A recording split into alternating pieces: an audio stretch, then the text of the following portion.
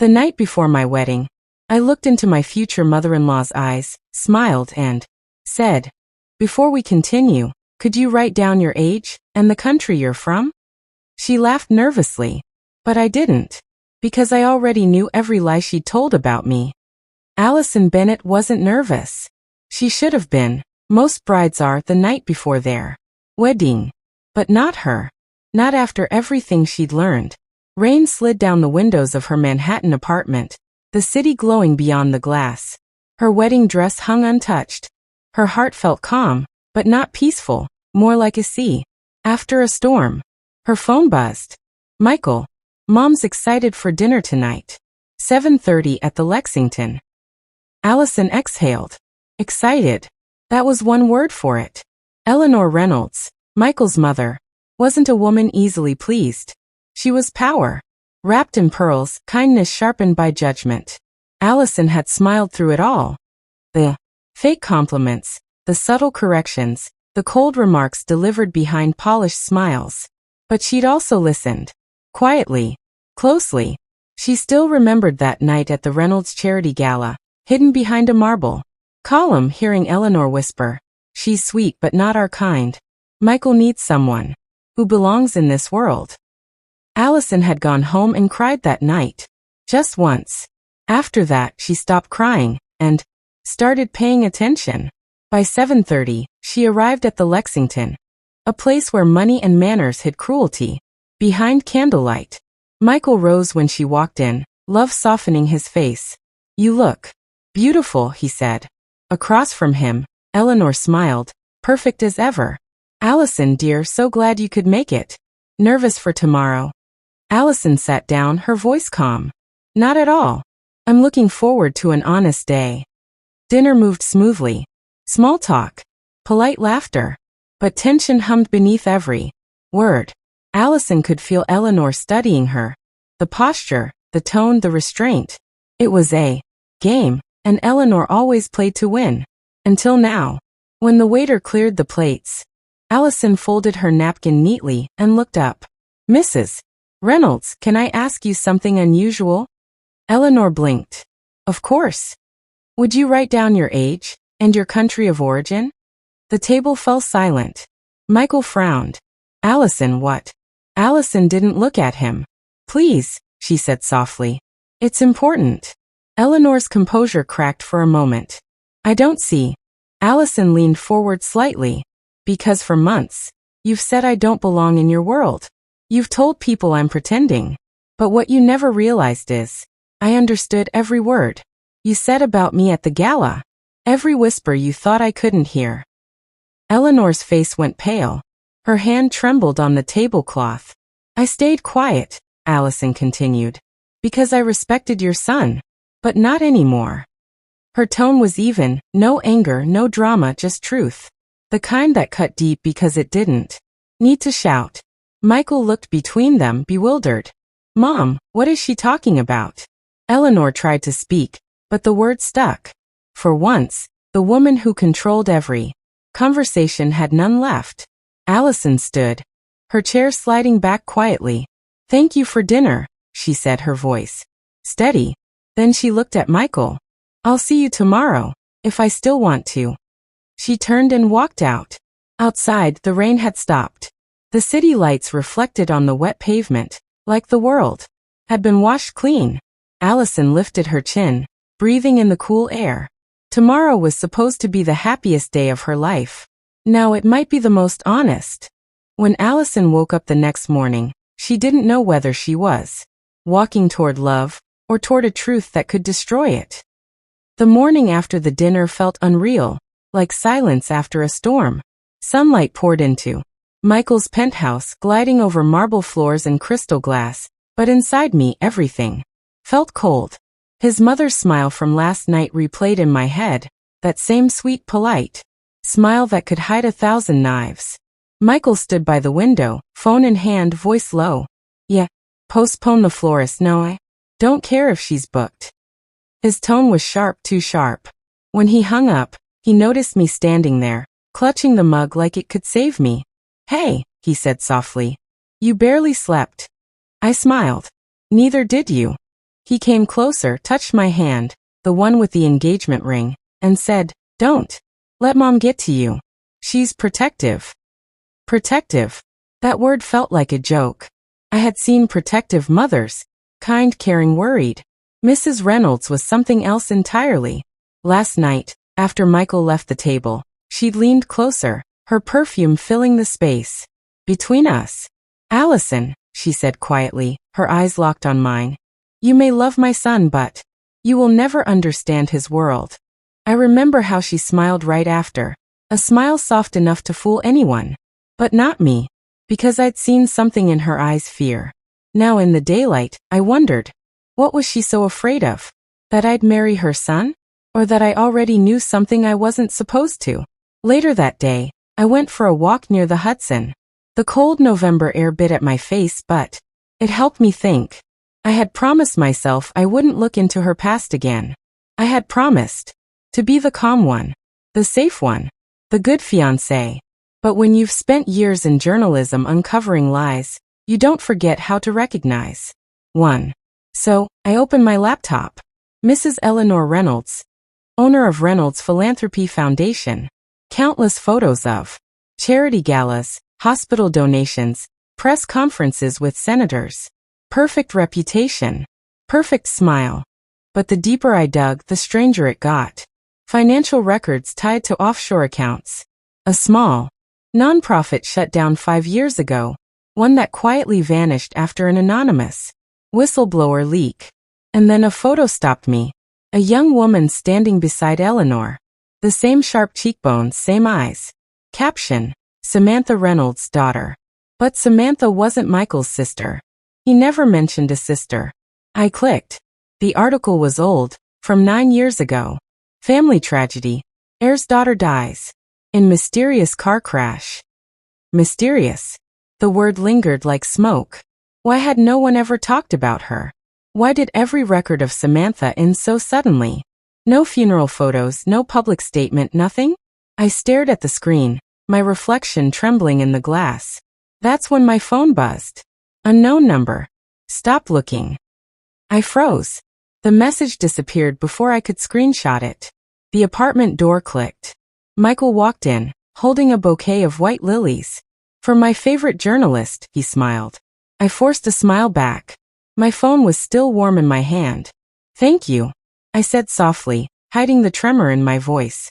He kissed my forehead, placed the flowers on the counter, and said, "Mom's coming over for dinner tonight. She wants to apologize." My heart nearly stopped. Apologize? The woman who never lost control? Who smiled even when she wanted to destroy someone? I nodded slowly, pretending to agree. But inside I knew. Tonight wasn't about apologies. It was about power. And I wasn't planning to lose. That night, Mrs. Reynolds didn't come to apologize. She came to warn me, and what she said changed everything. By evening, the city looked painted in gold. From the penthouse balcony, I watched the sun sink behind Manhattan's skyline, glass towers burning in orange fire. But inside me, everything was heavy, cold. Michael was in the kitchen, humming softly as he set the table. He looked happy, calm, like nothing existed beyond the perfect reflection of our life together. And maybe for him nothing did. The clock ticked past 7. Right on time, the elevator doors opened with a soft chime. Mrs. Reynolds stepped out, poised, flawless, wrapped in a deep green coat. Diamonds shimmered on her wrist, but her eyes, they carried something darker tonight. "Allison," she smiled, walking in with effortless grace. "You look beautiful." "Thank you," I replied, my voice steady. "So do you." Michael, oblivious to the tension, kissed his mother's cheek and said, "Let's make peace. Tonight, yeah?" She nodded, but the moment he turned away, her eyes flicked toward me, sharp as glass. Dinner began softly. Wine poured. Small talk floated through the air like meaningless perfume. But halfway through, when Michael got up to grab dessert, she leaned forward and spoke, her voice low, trembling beneath its control. "You should have stopped digging, Allison." My breath caught. She smiled faintly. "You're smart. Smarter than I expected. That's dangerous." I kept my tone calm. You mean about Samantha? Her fingers tightened around the glass. You don't know what you're talking about. I know she didn't die in a car crash. The silence between us turned into a scream. The ticking clock grew louder. Mrs. Reynolds leaned in closer. If you care about Michael, she whispered, delete everything you've found. Some stories don't deserve to be told. Or what? I asked quietly. She looked at me, the same woman the press worshipped, the same one who handed million-dollar checks to children's hospitals. And for the first time, I saw fear behind her. Perfection. She's alive, I said softly, more to myself than her. Samantha's alive. Her jaw tightened. You don't understand. Michael returned, carrying a plate of creme brulee, his smile lighting up the room. Everything okay here? Mrs. Reynolds instantly switched, soft laugh, warm smile. Of course, darling. Just girl. Talk. He kissed her on the cheek, then turned to me. You're pale, baby.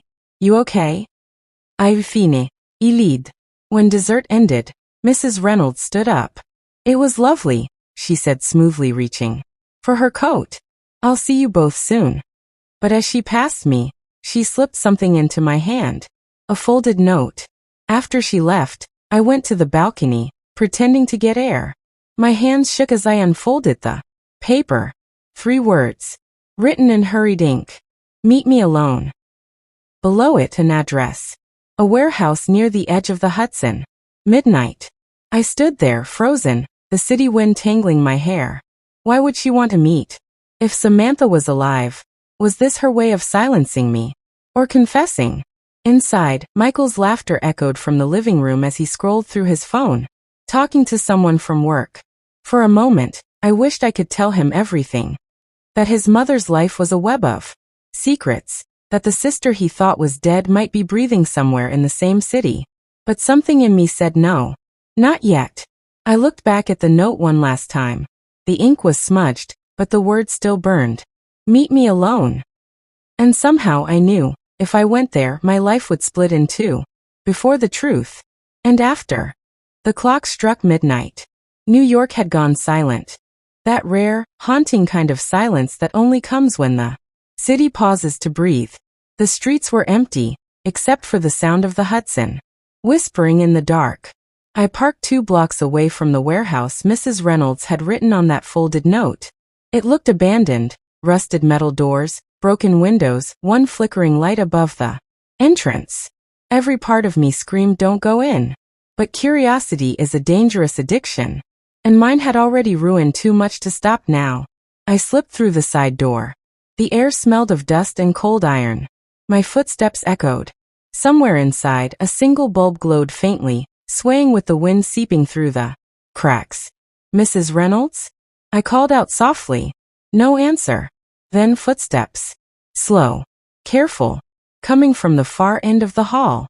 A figure emerged from the shadows. But it wasn't Mrs. Reynolds. It was a young woman. My age, maybe a little older. Her hair fell loose over her face, and her clothes looked simple, worn. But her eyes, they stopped me cold. Because they were the same eyes as Michael's. She smiled faintly, almost apologetically. You shouldn't have come here. My throat went dry. Samantha? The woman hesitated, then nodded once. I felt the ground shift beneath me. She was real. Alive. The story Mrs. Reynolds had buried for 9 years was standing right in front of me. What happened to you? I whispered. Her gaze flickered to the shadows. You already know enough. You need to leave before she finds out you met me. She knows, I said. She told me to meet her here. Samantha shook her head slowly. Then she didn't write that note. My heart skipped. What? I've been watching her, Samantha said, voice trembling. She's not who you think she is. Neither is he. Michael. The name hit me like a slap. She stepped closer, the dim light revealing scars along her wrist. He doesn't remember everything. She made sure of that.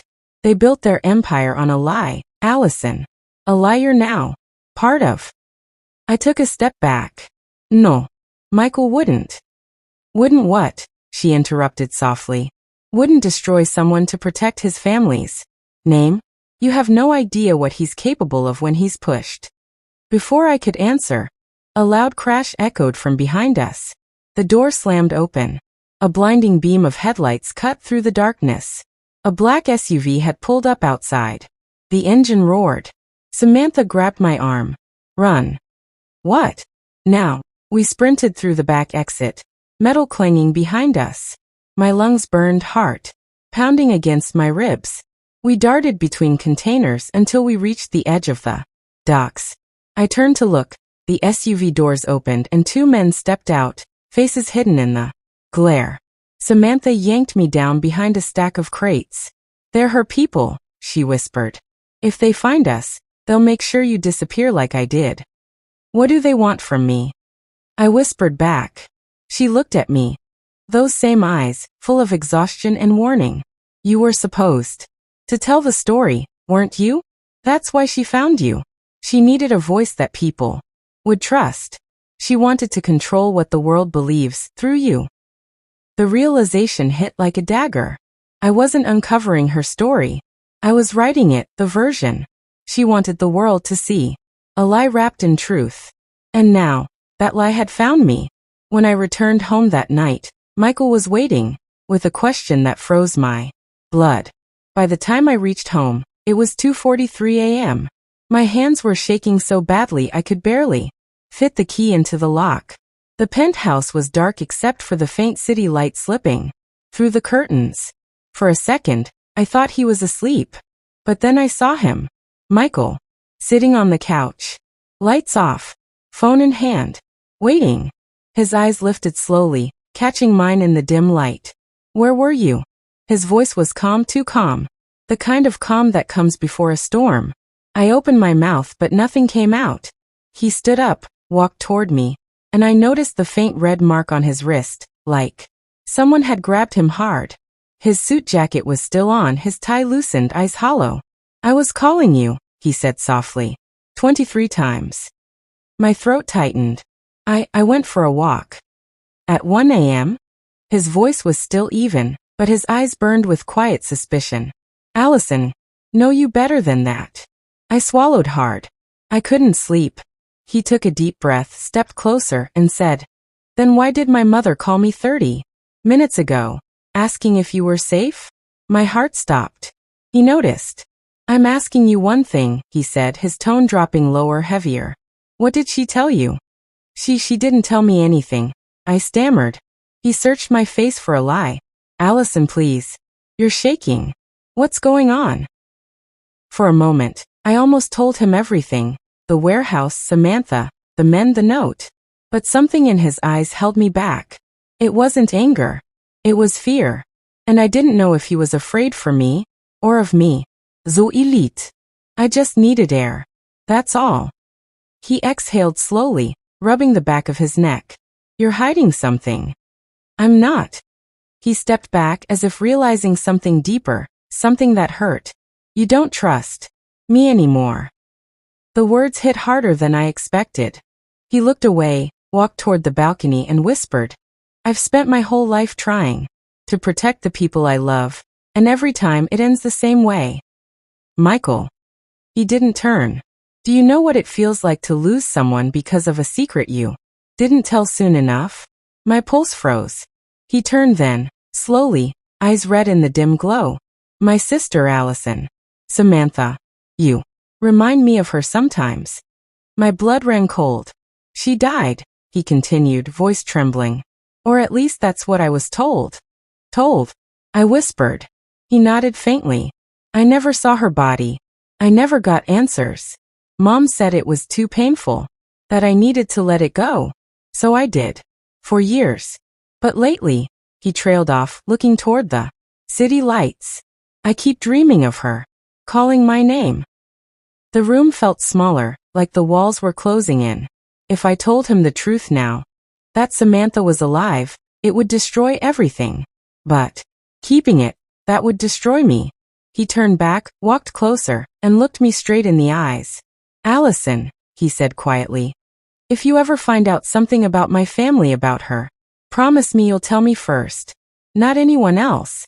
Not even Mom. Just me. His hand brushed mine, gentle, trusting. I forced a nod, even as my heart cracked under the weight of the lie. I promessa, I whispered.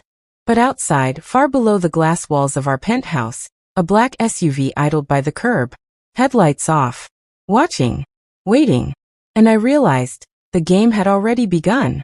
The next morning, that SUV was gone, but in its place, a single envelope waited by the door with Samantha's handwriting on it. The city woke before I did. When I opened my eyes, the penthouse was wrapped in that pale gray New York light that makes everything look like a photograph. Michael was gone, his side of the bed empty, sheets cold. For a moment, I thought last night had been a dream. The warehouse, Samantha, the SUV, the promises. But then I saw it. An envelope, placed neatly by the front door. Cream-colored. No posti. No name. Just one word written across the front. Truth. My pulse kicked. I glanced around, no sign of forced entry. The security panel blinked green, meaning everything had been locked all night. Except someone had still managed to get in.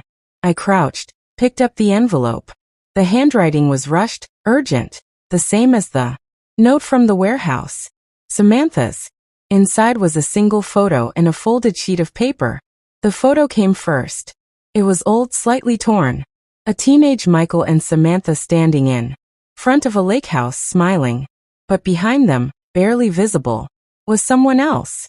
A man. His arm around Eleanor Reynolds. I flipped the photo over. On the back, Samantha had written, "He's not who she says he is." Then I unfolded the note. "Allison, if you're reading this, it means they know I contacted you. Do not trust her. Do not trust him. Meet me tonight, 10 p.m., Pier 47. Come alone.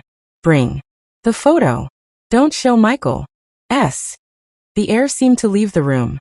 I sat there on the floor, the morning traffic humming faintly below, my mind spinning in 1,000 directions. Don't trust him. The words echoed like a heartbeat. Just then, the door unlocked.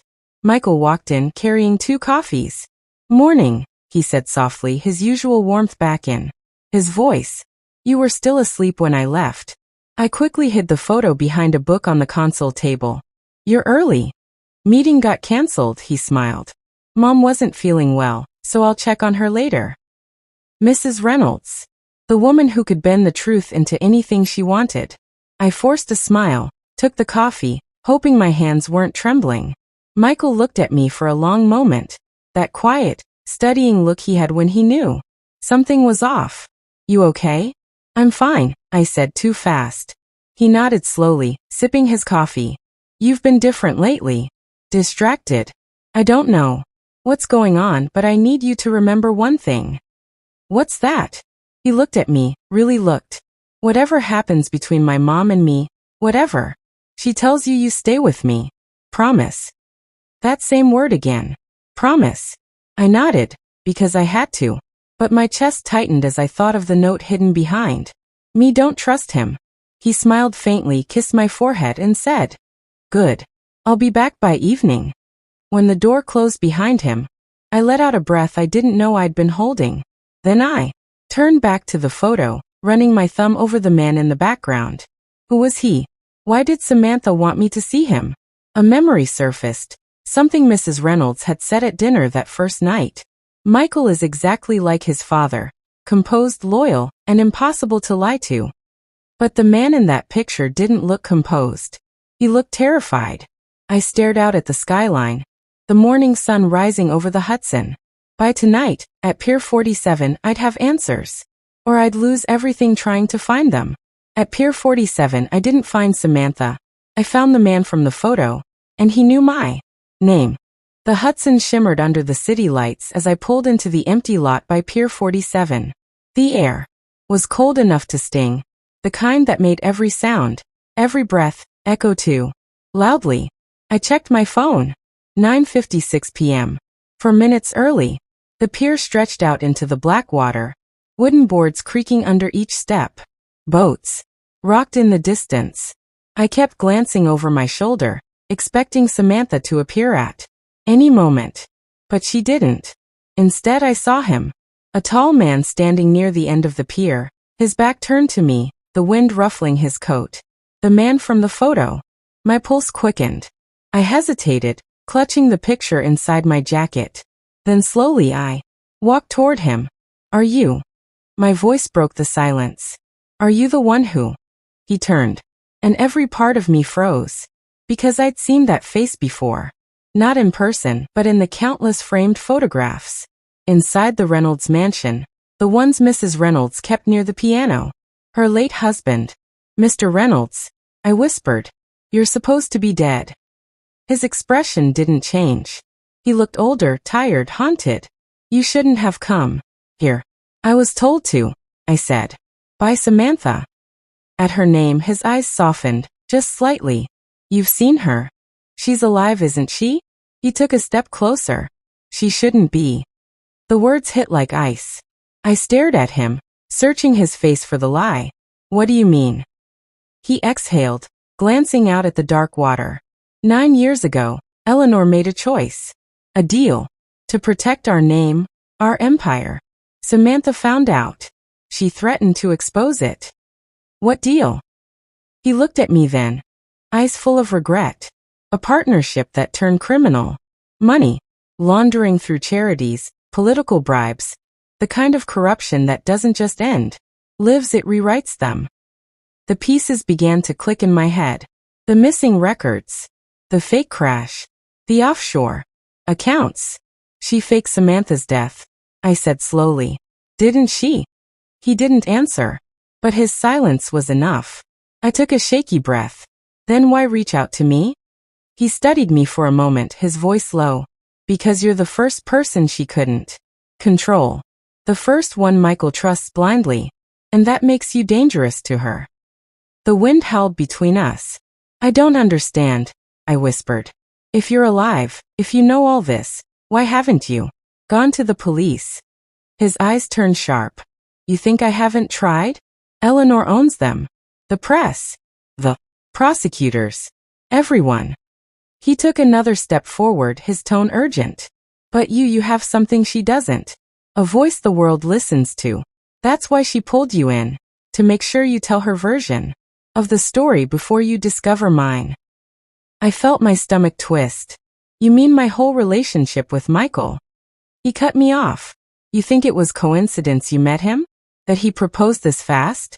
Eleanor plans everything. Every connection. Every headline. No, I whispered, shaking my head. Michael wouldn't do that. He looked at me sadly. You still think he knows the truth? A distant sound broke through the tension. The low rumble of an engine. Headlights sliced through the fog at the end of the pier. Mr. Reynolds' eyes widened. They found us. Who? He grabbed my hand, shoving a USB drive into my palm. Run. Don't stop. Whatever happens, don't let them get this. It's everything. Where's Samantha? I cried. He hesitated. Gone. Again. But not by choice. Before I could ask more, a gunshot cracked through the night. He staggered back, one hand to his chest. I screamed.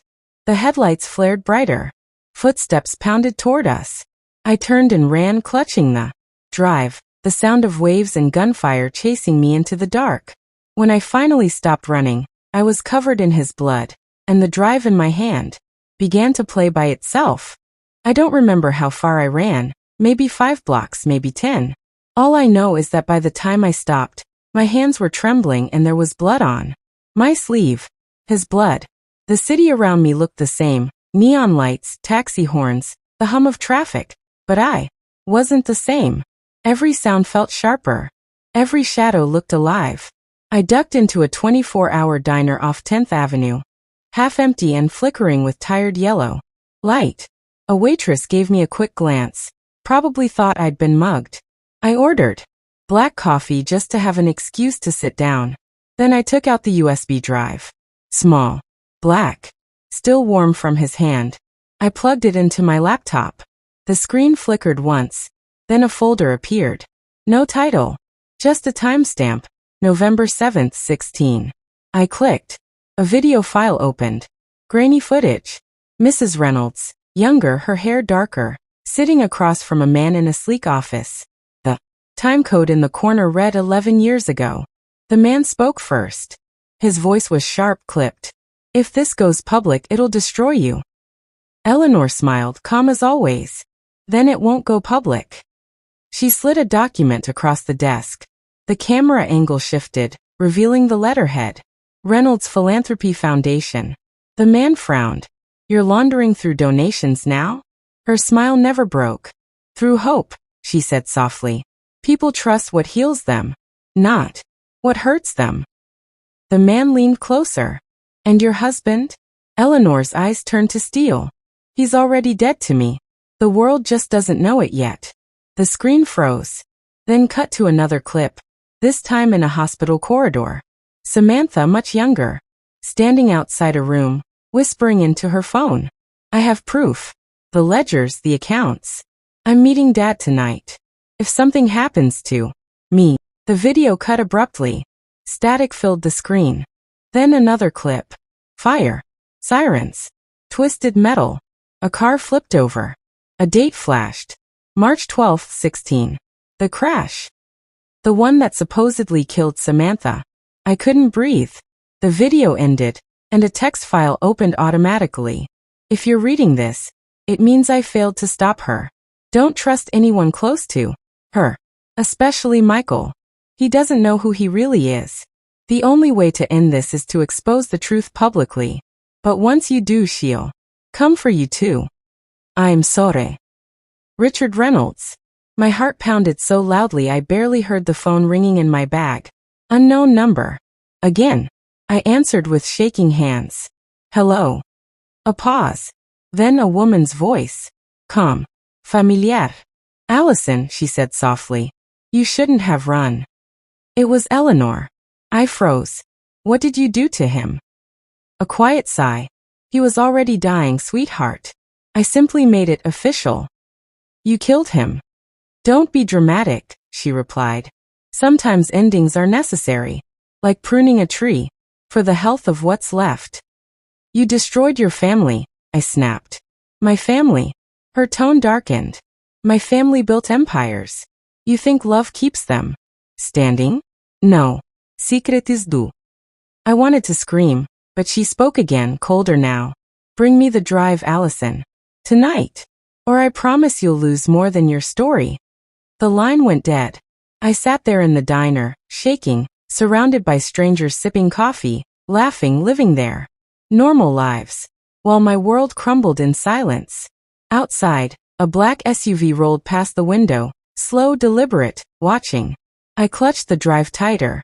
If Eleanor Reynolds thought she could scare me into silence, she didn't know me at all. Because tomorrow, I was going to tell everything. But the next morning, before I could speak, the world saw a very different version of my story, and it had my face on it. By dawn, I had a plan. I would go to the press, hand them the drive, and tell the world what Eleanor Reynolds had done. The fraud, the lies, the death she buried under luxury and charity galas. I barely slept. Every time I closed my eyes, I saw Richard's face, the regret in his eyes. Before he fell, he'd trusted me to finish what he started. By 6:30 a.m., I was in a cab heading downtown. My phone buzzed nonstop, missed calls, messages, even an email from an unknown address titled urgent. I ignored them all. I was done being afraid. When I reached the office of the Herald Tribune, I walked straight to the reception. I need to speak to your editor, I said, clutching my bag. It's about Eleanor Reynolds. It's urgent. The receptionist frowned. Name, Allison Gray. She typed for a few seconds, then looked up, puzzled. You said Allison Gray? Yes. She turned the monitor toward me. There it was, my photo. On their website. The headline read, Breaking, journalist Allison Gray accused of fraud, evidence, tampering, and defamation against Reynolds Foundation. My stomach dropped. There was a video to me sitting in front of a computer, editing what looked like fake documents. Except, I'd never recorded that. The reporter's voiceover followed. Sources inside the Reynolds Foundation claim Miss Gray manipulated confidential data to frame the organization and extort money. The Foundation's director, Mrs. Eleanor Reynolds, has filed an official complaint. I could barely breathe. That's fake, I whispered. That's not me. The receptionist looked uneasy. Ma'am, maybe you should wait here a moment. 2 security guards appeared from the hallway. I turned and ran. The city spun around me, horns blaring, people shouting, as I sprinted down the street, my mind racing faster than my legs. How did she do it so fast? Everywhere I looked, screens were flashing my face. News alerts. Social feeds. Hashtag Allison Gray exposed was already trending. I ducked into an alley, gasping, my back against the cold brick wall. My phone buzzed again. This time a text. You can't fight what I own, darling. But you can still survive if you listen. It was her. Eleanor. Seconds later, another message followed, a video link. Against my better judgment, I opened it. The screen showed Samantha, alive. She was sitting in a dimly lit room, pale, scared, whispering to the camera. Allison, if you're watching this, it means she found you. Don't try to go public. Don't go to the police. They work for her. The feed cut to static. Then the logo of the Reynolds Foundation appeared, crisp and polished. My vision blurred. I could feel my pulse in my throat. She'd planned this. Every step. From the night Richard died, to the planted evidence, to this, destroying me before I could even speak. I looked down at the USB drive in my hand, the only proof left. But suddenly, I noticed something. A faint crack along its edge, like it had been pried open. Before, someone else had touched it. I didn't have time to think. Sirens echoed from the main street. Police. She called them. I shoved the drive into my shoe, grabbed my coat, and slipped through the back alley. I had one chance, one person left who might believe me. Michael Reynolds. The stepson. The heir. The man Eleanor said didn't know who he really was. If Richard's message was right, he was the key. But when I finally found Michael, he was already waiting for me, with the police. I reached Michael's penthouse just as dawn bled through the Manhattan skyline. The city below was alive, horns, rain, chaos, but up here silence ruled. My clothes were drenched, my lungs burned, and my entire life hung by a thread no thicker than a heartbeat. When the elevator opened, he was there, standing by the window, suit half-buttoned, phone in hand. The skyline glowed behind him like a halo of betrayal. He didn't look surprised. Allison, he said quietly. You look tired. Don't, I snapped, stepping forward. Don't pretend you didn't know. Your stepmother just framed me for everything your father warned about. He held up a hand. Come. Controlled. The same calm I once mistook for kindness. You shouldn't have come here, he said. They're already looking for you. I threw the USB drive onto the glass table between us. She killed Richard. He sent me this before he died. Everything, the offshore accounts, the bribes, the fake foundations. It's all here. He looked down at it, expression unreadable. Then he smiled. And in that smile, everything inside me shattered. You really think my stepmother runs this? He said softly. You still don't understand, do you? My heart froze. What do you mean? He walked closer, the city light carving sharp edges on his face. She was never the one behind it, he whispered. She's just the shield. I've been running the foundation since my father's stroke. The money, the shell companies, all me. My pulse roared in my ears. No, that's not possible, Richard said. Richard found out, Michael interrupted. And that's why he's gone. He took another step closer, voice steady, dangerous. You were supposed to take the fall, Allison. You were smart, ambitious, and desperate to expose something big. We gave you exactly what you wanted, a story. My knees weakened. You used me. He tilted his head, almost gentle. I built you, Allison. Every contact, every file, every leak. We planted them. You were our messenger to destroy, when the time came. I could feel the walls closing in. My breath came in gasps. Then why frame me? He leaned in, eyes cold as winter steel. Because you stopped following the script. For a moment, there was nothing but silence. the kind that screams louder than any sound. Then the door behind me burst open.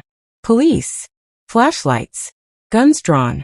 Allison Gray, you're under arrest. I raised my hands, trembling. He did this. But Michael's voice cut through everything, calm and sharp. She broke into my home, he said, his tone almost sorrowful.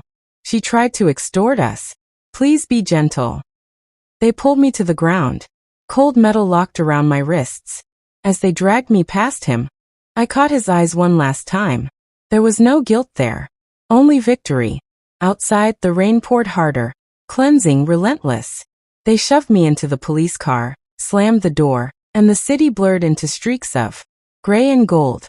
But then my phone, still in my coat pocket, vibrated. A single new message. Unknown number. He lied to you too. Eleanor. I stared at the text, my heart pounding. Attached was a single image, Michael, at a table, shaking hands with a foreign official. And beside them, a flash drive identical to mine. Then a second message came in. You want the truth? The real truth? Check the drive again. There's a second. Partition. The car jolted as it turned a corner. I closed my eyes, holding on to that tiny spark, that maybe, just maybe, the war wasn't over yet. Because in the end, this wasn't just about Richard, or Eleanor, or Michael. It was about power, the kind that hides behind names, foundations, and lies. And they just made the mistake of underestimating me. As the city lights reflected in my cuffs, I whispered to myself, you started the fire. Now watch what happens when I burn it all down. If this story gave you chills, you haven't seen anything yet. Hit subscribe, because Allison's war has just begun.